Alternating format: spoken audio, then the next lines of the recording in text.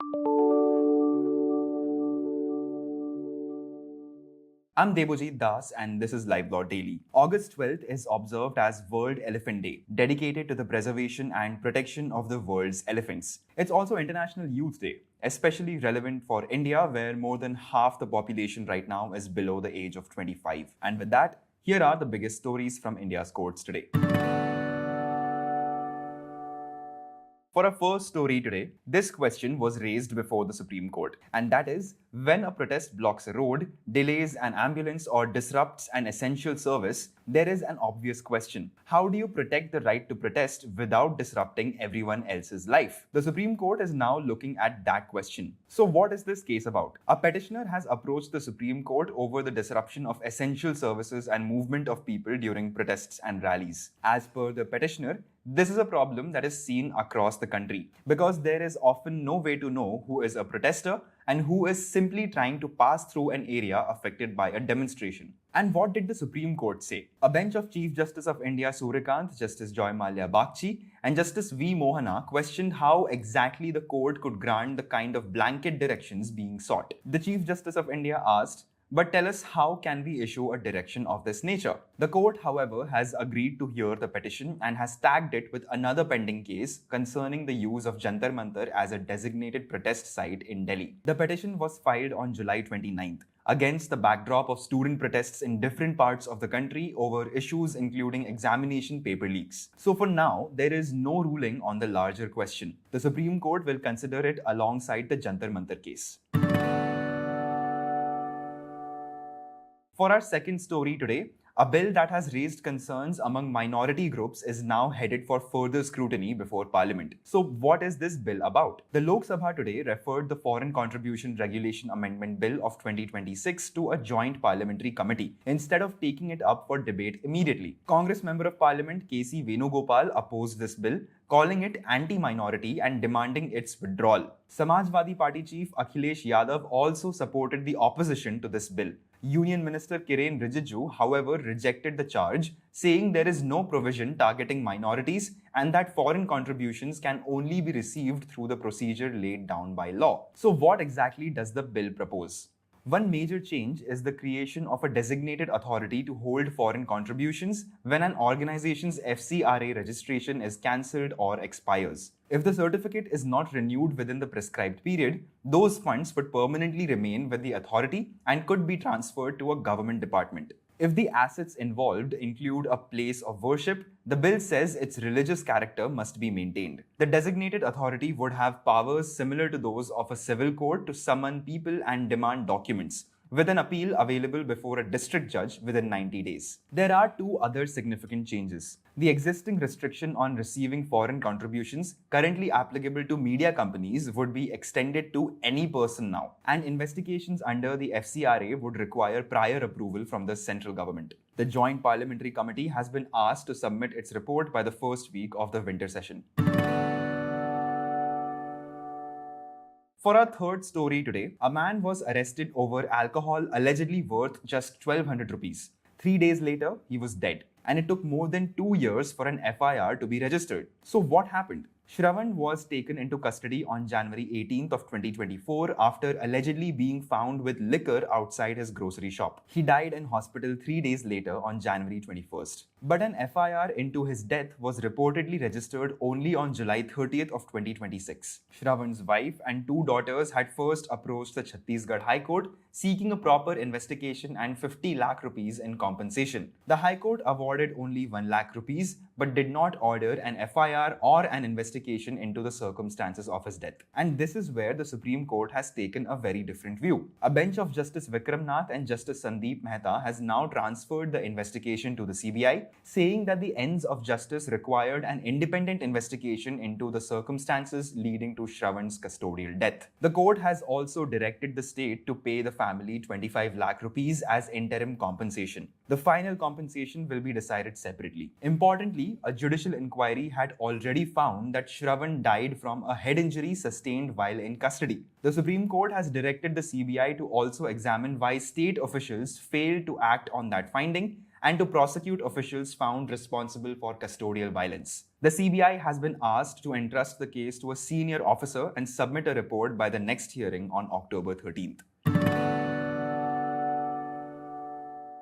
For our next story today, a year-long inquiry into former Delhi High Court Judge Justice Yashwant Varma has now reached a conclusion. A Lok Sabha inquiry committee has found all 3 articles of charge against him proved. So what were the allegations? The inquiry arose after a fire at Justice Varma's official residence in New Delhi on the night of March 14th of 2025, following which substantial quantities of 500 rupee currency notes were reportedly found in a storeroom. The committee, constituted by Lok Sabha Speaker Om Birla under the Judges Inquiry Act, examined 3 charges: the presence of unexplained currency at the judge's official residence, failure to preserve that material evidence, and what it described as evasive and misleading explanations from Justice Varma. And what did the committee find? On the first charge, it said witnesses including Delhi Fire Services and police personnel had seen bundles, heaps and stacks of burnt, half-burnt, wet and scattered currency notes. Photographs and electronic material also supported their accounts. The exact amount, however, could not be established because the currency was not properly seized,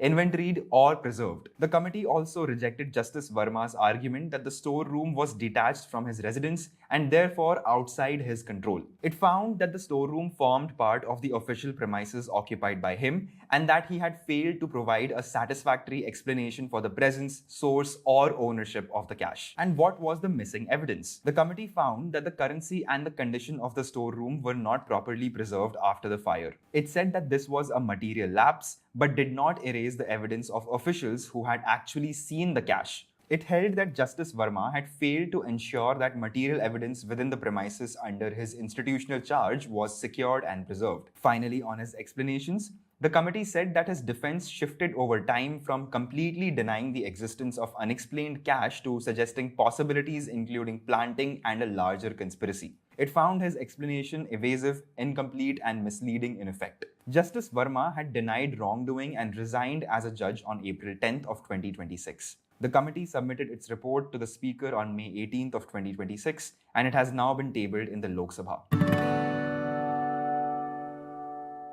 For our next story today, a case that began with the arrest of 5 journalists over a single editorial is finally set to be heard by a 7-judge bench of the Supreme Court. So what is this case about? The case N. Ravi versus Speaker, Legislative Assembly of Chennai goes back to April of 2003, when the Hindu published an editorial titled Rising Intolerance, criticizing the then Tamil Nadu Chief Minister J. Jayalalitha and her government. The Tamil Nadu Assembly alleged that the newspaper had distorted proceedings of the House. Speaker K. Kalimuthu then passed a resolution finding a breach of privilege and ordered the arrest of members of the newspaper's editorial staff. And what happened next? Within hours, Editor N. Ravi, Executive Editor Malini Parthasarthi, Bureau Chief V. Jayant, Special Correspondent Radha Venkatesan, and Publisher S. Rangarajan were arrested. The journalists approached the Supreme Court, which stayed their arrest just 3 days later. But the case raised a much larger constitutional question. 2 earlier Supreme Court decisions appeared to take different positions on the relationship between fundamental rights and legislative privilege. In Pandit M.S.M. Sharma versus Shri Krishna Sinha, the court had held that freedom of speech under Article 19 could be affected by legislative privilege. But in Re Article 143, a different case,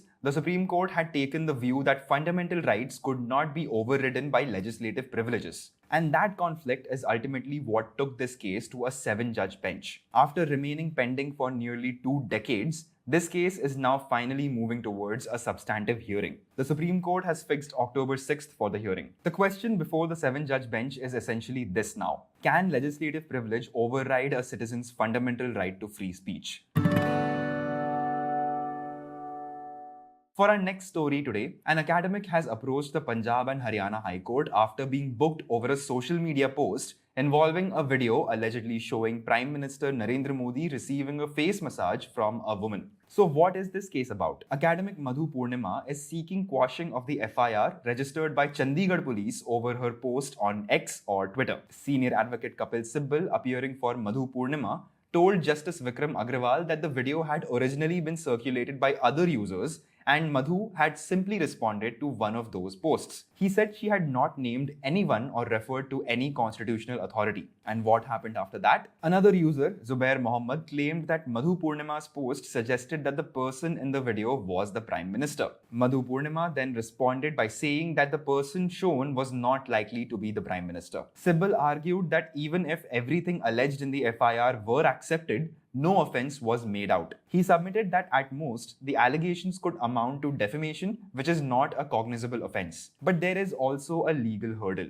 The Chandigarh administration had told the court that Madhu Purnima's anticipatory bail application had already been rejected by another bench on May 29th. Justice Agrawal has therefore asked the parties to address whether the quashing petition is maintainable in the light of that decision and a coordinate bench judgment in Kuldeep Singh versus State of Punjab. The court has also asked the Chandigarh administration to file an affidavit responding to Madhu Purnima's claims, and the matter will now be heard on August 25th.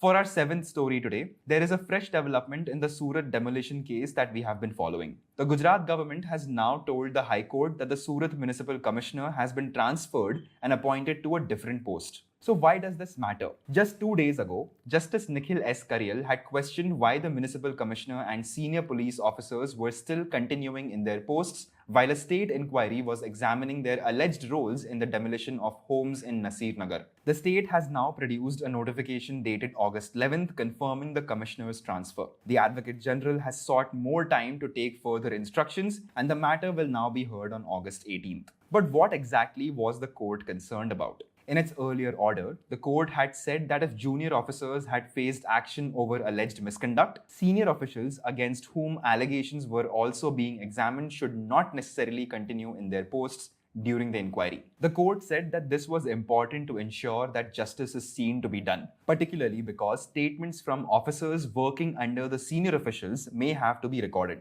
The court had also questioned why residents whose homes were allegedly demolished without authority of law were being asked to pay for their rehabilitation under the EWS scheme. It had noted that officials arrived with heavy machinery and substantial police deployment, despite ostensibly being sent only for demarcation, and said that this, on the face of it, suggested that the demolition was a well-planned exercise. So the immediate update is the transfer of the municipal commissioner. The broader questions over the demolition, the role of senior officials, and the rehabilitation of the affected residents will now come up again on August 18th. For our eighth story today, the Supreme Court is now about to take up a tax dispute that has been pending for more than 3 decades.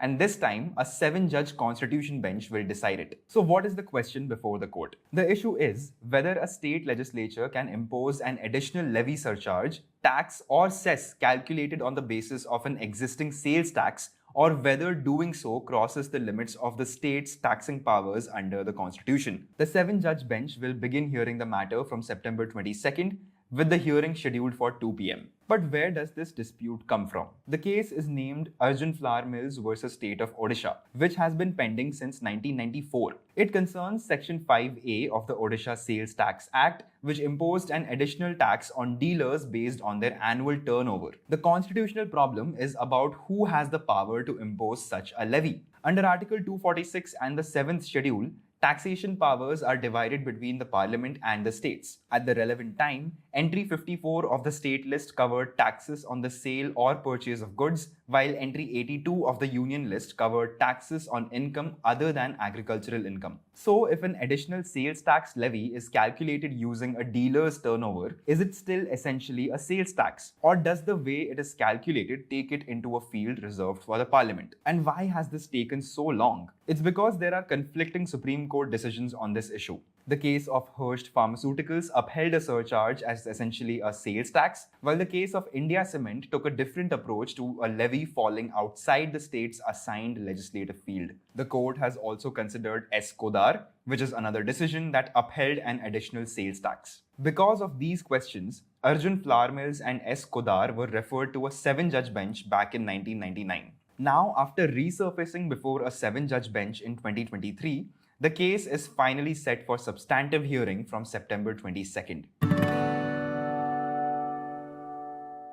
And for a 9th story today, the Supreme Court may send the Krishna Janmabhoomi Shahi Idgah mosque dispute back to the Allahabad High Court, But the immediate issue is not about the mosque itself. The immediate issue is about who can represent all devotees of Lord Krishna in this litigation. So what is this dispute about? There are 18 suits concerning the Krishna Janmabhoomi Shahi Idgah dispute, and the Allahabad High Court has transferred them to itself. 15 of them have been consolidated, while the others are being heard separately. The Supreme Court is now hearing an appeal by the plaintiff in suit number 1, challenging an order of the Allahabad High Court which allowed the plaintiffs in suit number 17 to sue in a representative capacity on behalf of all devotees of Lord Krishna. And what is the problem with that order? A bench of Justice Sanjay Kumar and Justice Sanjeev Sachdeva orally indicated that the High Court should have first notified all the plaintiffs that it was going to decide who would represent the devotees. Justice Kumar pointed out that the application filed in suit number 17 was actually seeking something else, but the High Court ultimately went further and allowed those plaintiffs to represent all devotees. The judge said,